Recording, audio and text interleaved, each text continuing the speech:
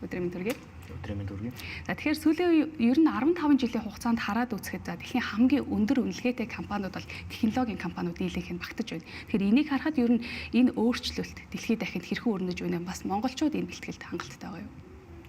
15 жил гэдэг чинь одоо миний ажлын байран дээр өнгөрөөсөн хугацаа тэр чигээр байхгүй. Тэгэхээр яг анх мэдээллийн технологийн мэрэгжил эзэмшээд програмаар төгсөөд гарч ирснээс хойш ингээд энэ 15 жилийн хугацаа гарах юм бол нөгөө цаг хугацаа явах тусам ингээд маш их хурдтайгаар нь өөрчлөлт бол улам хурдсаатай гэсэн үг л дээ.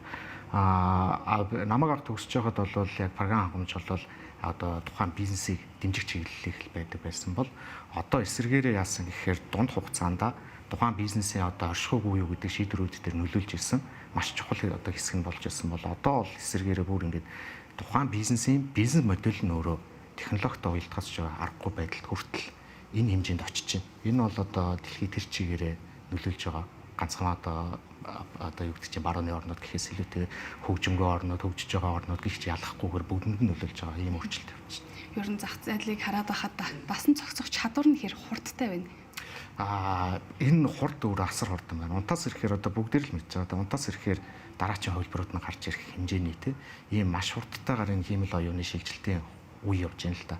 Тэгэхээр энэ хурдыг өөрөө гүйцэнэ гэдэг бол хувь хүний түвшиндөө ч гэсэн, байгууллагын түвшиндөө ч гэсэн, улс их орны түвшиндөө ч гэсэн асар их том сорилтууд их авчирч байна. 2030 он гэхэд бол нийт ажлын байрны бараг 4/1 шахуу өөрчлөгдөнө гэж бол тооцож байгаа. Энэ бол технологитой шууд холбоотой байх гэж угаасаа харж байна. Өнөөдөр ер нь хамгийн хурдан үнцэнэ нь өсөж байгаа компаниуд одоо бас ур чадварууд юу вэ? За тэгэхээр одоо нөгөө яг энэ өөрчлөлтийн үетэй холбоотойгоор нөгөө аж үйлдвэрийн ховслын дараачийн үе гэдэг нэлээд эртнээс яригдчихсан.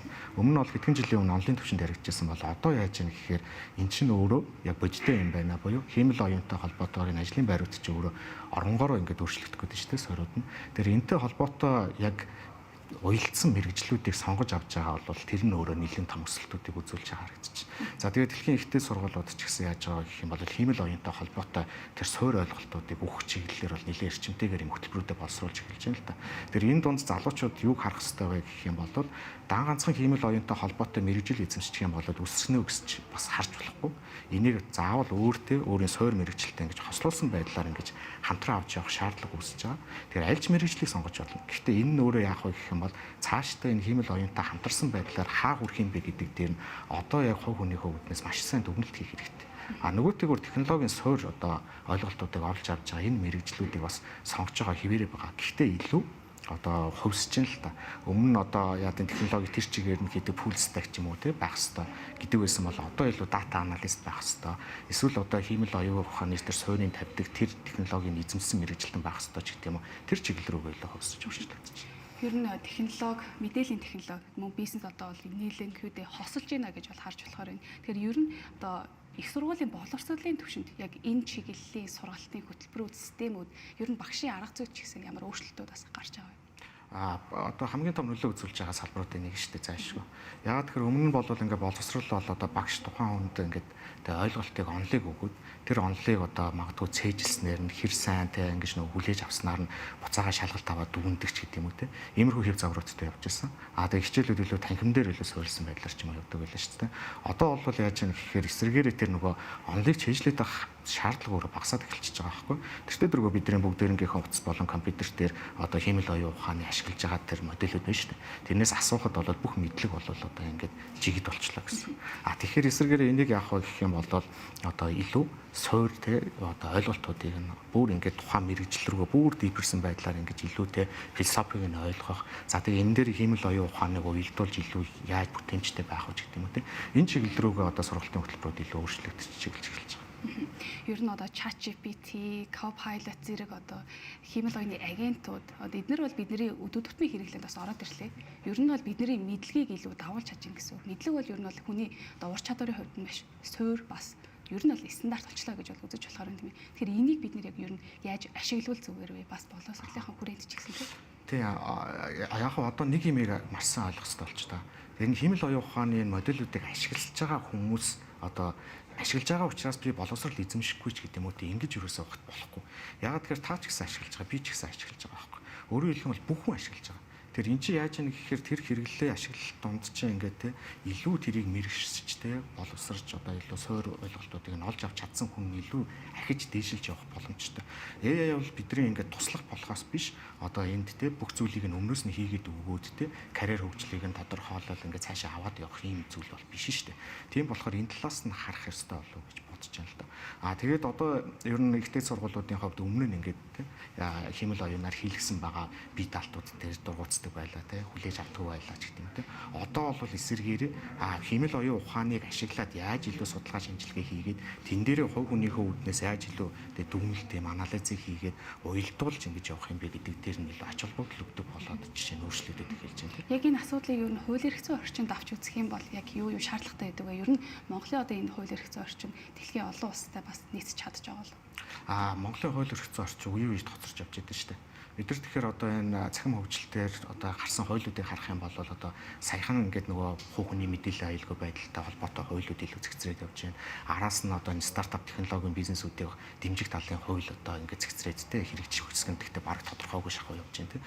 Гэтэл одоо яаж юм гэхээр дэлхийн орнууд бол энэ хиймэл оюунтай холбоотой зохицуулгуудын хуулинд аль хэдийн суулгаад суулгаад тийм хэлсэн. Энэ нөөрөө нэлээд хэдэн жилийн өмнөөс ингээд явцсан байгаа. Монголчууд бол одоо энийг дөнгөж харж тийм эхлүүлэх шатн дээр орж ирж байгаа. Тэгэхээр ер нь бол хоцрогдолтой явж байгаа. Тэгээд ирэх баригчдын хувьд бол энийг аль хэдийн ингээд анхааралтай аваад энэ хөвсөл дээр ер нь ямар зохицуулгуудыг хийх юм, алийн үлийн зөвшөөрөх юм, алийн зөвшөөрөхгүй ямар эрсдэл байгаа гэдэг дээр дүгнэн шинжилгээ хийгээд эхлэх цаг ингээд юм болсон болоо гэж байна. Хэрэглэгчдийн хувьд бол хурдан маш хурдан байгаа шүү дээ. Монгол бол ялгаагүй дэлхийн нийтдээ одоо ижил төвшөнд маш хурдан байдлаар технологиг бол ашиглаж чадчихээн, бизнестэй ч гэсэн ашиглаж байна. Ер нь Монголын түвшинд аваад үзэхэд аль салбар төлхөө технологи тулгуурласан бизнес хөгжиж байгаа бол хамгийн түрүүнд банк санхүүгийн салбар те мэдээж эн чинь нөгөө талдаа ашиг орлогоо те дагаад явж байгаа. Энэ талаараа болох юм бол банк санхүүгийн салбар үе үед Монголын зах зээл дээр бол мэдээллийн технологиороо тэргүүлж ирчихсэн.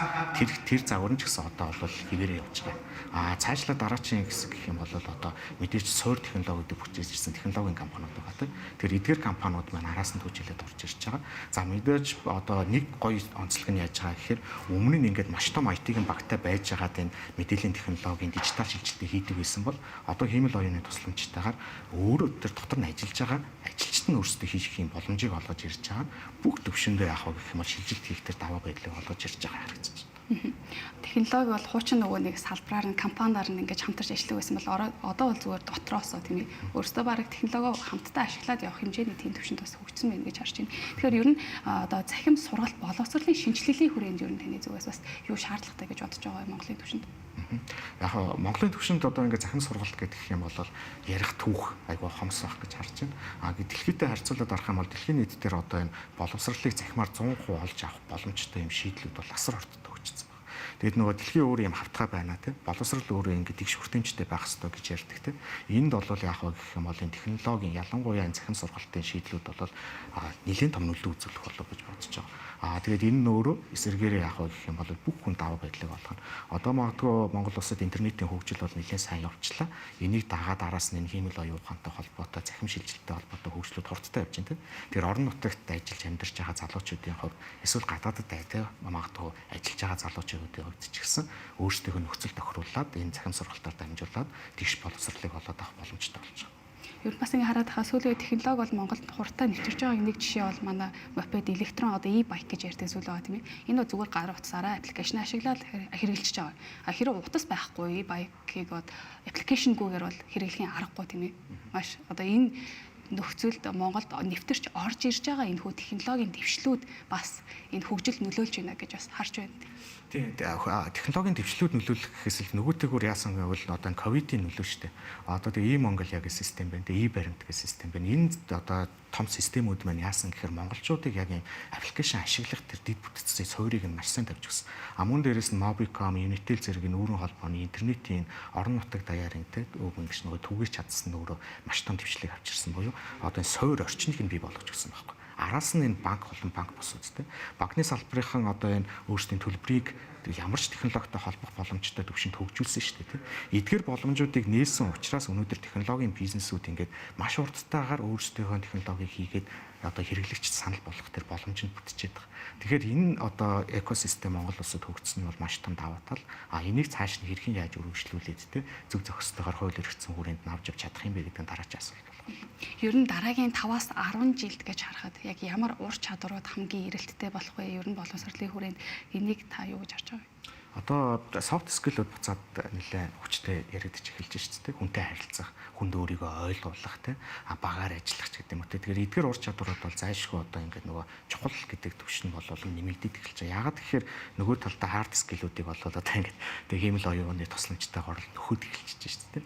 Тэгэхээр энэ тал дээрээ илүү анхаарахын тулд одоо яг бодиттой эргээд нөгөө нэг сургуулийн орчинд очиод хамт олонтой байгаад тэнхимд суралцаад те багаараа ажиллаад ингээд задраад эхлэхин залуучуудын хувьд бол нэлээд ач холбогдолтой байх болов.